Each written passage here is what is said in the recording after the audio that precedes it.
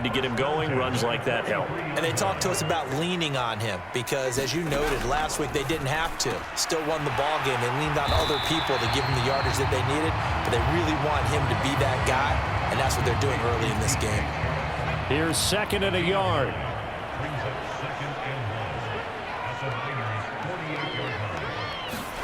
Play action. It's Herbert. That's once again complete to Chark. And they'll get this to the 30-yard line before crossing over out of bounds. Back-to-back receptions for him, and it's another first down. Pretty solid opening drive here, Charles. They've worked in the run game, the pass game, just steadily getting yards, and now they've got it inside the red zone here with an opportunity. And the only thing they don't have so far is points. But the way that they're moving the ball now, that shouldn't take much longer. And they've established a great balance so far. Running, passing, doing what they want on offense. The last run got a couple. Here's 2nd and 8. Herbert. And that is caught. What a catch at the 3-yard line. And in for the Lions touchdown. Amon-Ra St. Brown, 28 yards. And the Lions are an extra point away from taking the lead. Charles, here in their opening series, they said they had certain plays scripted for certain players. That looked like a well-designed play to get one of their top targets involved. Yeah, let's face it, Brandon. A player of his talent is a problem for any opponent to defend, and we saw it right there. They tried to deny an open lane to him. He still outplayed the coverage and scored the early touchdown. Good luck trying to figure out how to defend him as this game moves on. Fields it right around the goal line. And he's up past the 20 to the 22-yard line.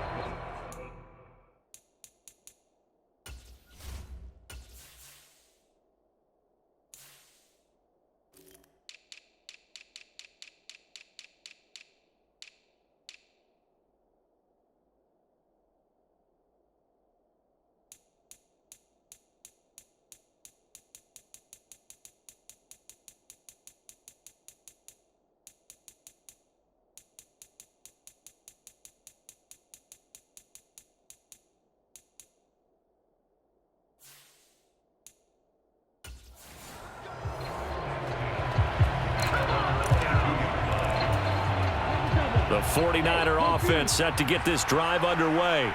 And the football changing hands here, and as this offense takes the field, Charles, they'd be fine with more of the same on this upcoming drive. Last time out, they found the end zone for 6. And they're certainly hoping for more of the same, but the game plan, I doubt it'll just be a carbon copy of the last drive, because I think this offense is ready to break out some new wrinkles and try some new things that might be hidden in their playbook. They want to use that confidence to its advantage while also keeping the defense from anticipating what's up next. Another run with McCaffrey on 2nd down. Just a 1-yard pickup there, and it's going to make it 3rd down at 6. And the big fella stuffed that one up in a big way. I think doubling him has to be a priority because you can't move up to the next level if you don't take care of him first. On 3rd down, he'll drop to throw. That's complete. It's Brandon Ayuk. And I don't think he got there, no. He's short by maybe a foot, maybe. Call it 4th and inches. Here we go with McCaffrey. And he's able to get the first before he's taken down at the 36. They only needed a few inches, but still some anxious moments there, but they do convert on 4th. The 4th down run successful. Now they look to pay it off on 1st down. They stay on the ground. McCaffrey again. And this will be stopped at the 44. That one good for 7 yards. He was well over 100 yards last week. He told us this week, a little ambitious, that he wants to hit that 200 mark. We'll see. Makes sense, though, doesn't it? Have we ever run into a running back that had a great game the week before that didn't think that's just going to naturally continue? Just make sure you feed me the football. And that's what they're all about. Continuity, rhythm, number of carries. Just keep giving it to them. The 49ers with the football here to begin the 2nd quarter. After one, a 1-point game, 7-6. 33, yellow, right, 97. Steal, right.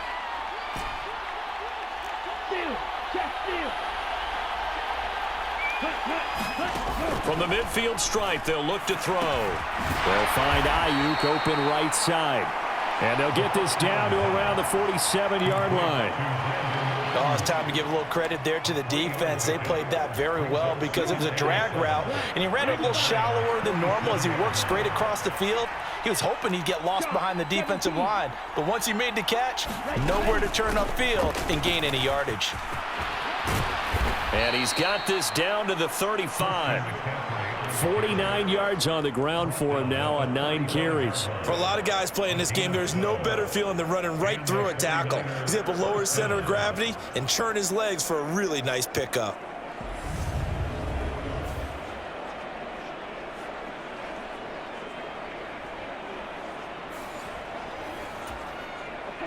Ball up to the 35 now as they come up on 1st and 10.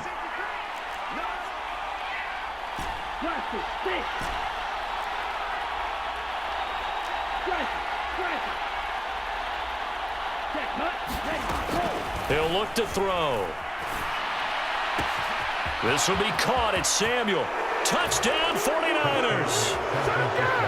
Deebo Samuel, 35 yards. And the Niners are able to move back in front. And there they got him the ball. Just get it to him, let him do the rest. You know, he probably said that to his quarterback as he broke the huddle. I like the play call. Just get it to me. I'll take care of the rest of it. Helping out his rack, right? RAC? Run after catch, and he loves that, and he's going to carry that in at contract time. And now this is right in Kyle Shanahan's wheelhouse. He'll go for 2 here. They go with McCaffrey, and he will find the end zone here, and the lead moves up to 7. And so they run it in on the 2-point try. You know, so often, Charles, we talk about from the offense's perspective what you do on the 2-point conversion. How about the defense? How do they play run versus pass? It's really difficult for them because I think most teams want to play for the pass. That's what they see most teams do. And so are you able to mass enough people inside if the team decides to run it? Very difficult. I think what you're seeing a lot more now, people blitzing the 2-point conversion. They want you to make a quick decision and make it right now. There, the offense wins the battle for 2. And this will not be returned. It'll come out to the 25. Look at DJ Chark as he and the rest of the offense head back out. There's a lot of talk in training camp about him getting off to a hot start this year, saying that they needed that. Well, he's done it through the first month. Kind of reminds me of one of those great musical groups where one person has their name out front, then they have the backups, right? He's the guy out front because the backups, they're doing what they're supposed to be doing, but we're going to the headliner each and every time. And that's not easily done because, you know, all the defenses are kicking towards him right now. That means he's fighting his way through traffic, finding ways to get open, even when he's not supposed to be. They'll operate from the 32-yard line here, 2nd and 3. Now they'll run the option to the short side left. And he will lose yardage here to the 31-yard line. It'll be a loss of a yard, and that's going to lead to a 3rd and 4 coming up. Boy, the pursuit there, terrific from the linebacking core. Oh, it certainly was because so many times on an option play, you'll see a linebacker make a beeline for the quarterback and then zip, one cut, and he's grasping at air. But this time, he locked in on him the whole way, took an excellent angle, and his grasp came up with the quarterback. And they will touch him down, but not before he gets the first. They're able to convert with a gain of 4. At first glance, I thought he just used his size in order to win the route, but he also had a little subtle move in there as well. Made the defender think he was going one direction and was able to track the ball in another. And hard running's going to get him over the 40 to the 42. He'll pick up 7 there on the first down keeper. 3 yards remain for 2nd down.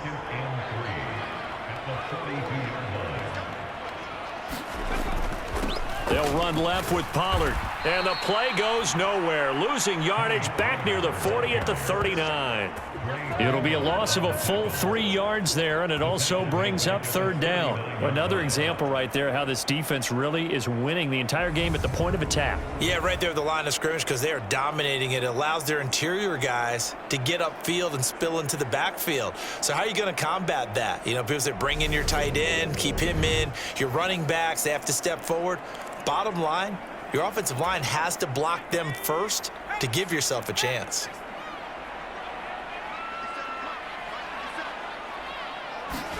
Going to throw on third down with Herbert. Over the middle, hauled in by Shark. And oh, he's just going to be short here, barely. Maybe by a half a foot. It'll be 4th and inches. That pattern and scheme was well defensed on third down. He tried to just sprint from one side of the field to the other, and they got it to him quickly. But no chance at yards after the catch there, and they stop him short.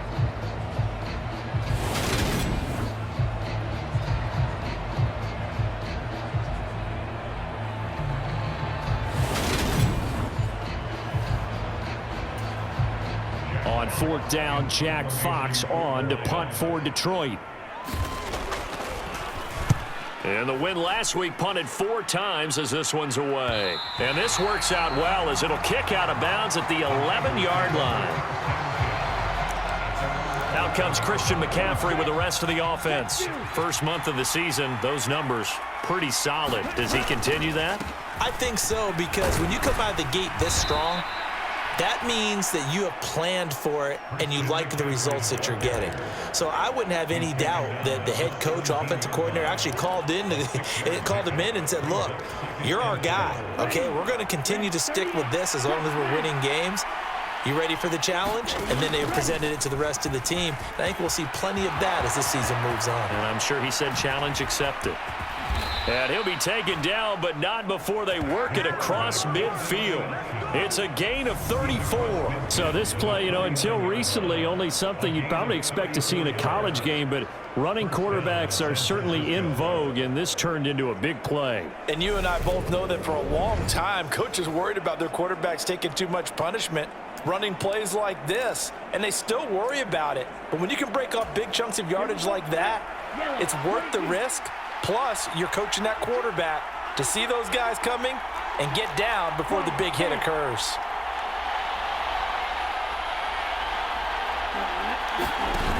Now a play fake here on first down. And he'll toss this one incomplete. Seeing no options, he throws it away. Defensively, celebration time because they finally forced an incompletion. He was perfect throwing the ball to that point. Yeah, but from his viewpoint, they didn't force the incompletion. He just missed. That's how hot he is right now, and that's how he wants to continue to throw the ball. And a pretty good run as he'll get this down close to a first at the Lions' 40-yard line. 63 yards rushing for him as he has been tough to stop here this first half. They'll try and pick it up with McCaffrey. And maybe a little over pursuit there as he's able to take this down to the 25-yard line. 15 for the Niners there and a first down.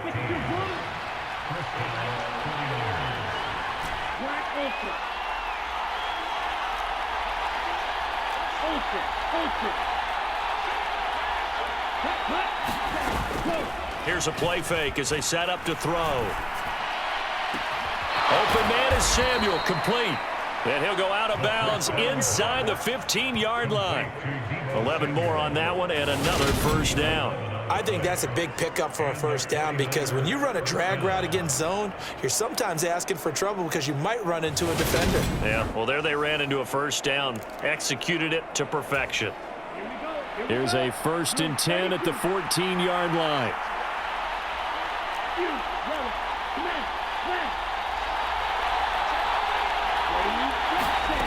From the red zone now, they'll look to throw. The tight end Kittle has it on the left side. Touchdown! George Kittle with his second touchdown of the game, number 7 on the year. And the 49ers go up by 2 touchdowns. Well, we know someone just added to his touchdown passing total, but all he did was get the ball out quickly to his tight end and let him take care of business the rest of the way.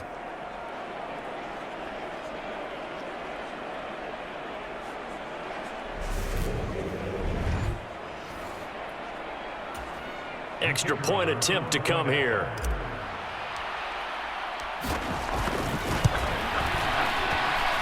And he atones for his miss the first time around as this one is up and good to extend their lead.